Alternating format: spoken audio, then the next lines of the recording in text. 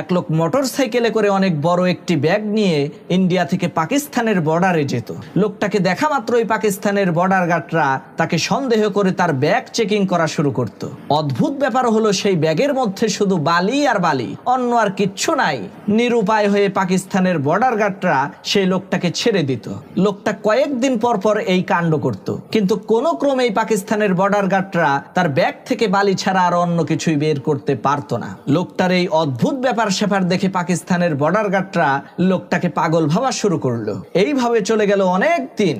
একদিন একজন border guard পাকিস্তানের মধ্যে ঘুরে বেড়াচ্ছে, এমন সময় ওই লোকটাকে অনেক দামি একটি গাড়ির মধ্যে বসে থাকতে দেখে জিজ্ঞেস করলো, ভাই আপনাকে তো দেখে আমরা পাগল ভেবেছিলাম, শুধু বালি নিয়ে ভারত থেকে পাকিস্তানে আসেন, কিন্তু আপনি এত ধনী হইলেন কেমনে, এত টাকা পয়সার মালিক হইলেন কিভাবে, সেটা তো বুঝতে পারলাম না। তখন সেই লোকটা ওই বর্ডার গার্ডকে বলল, স্যার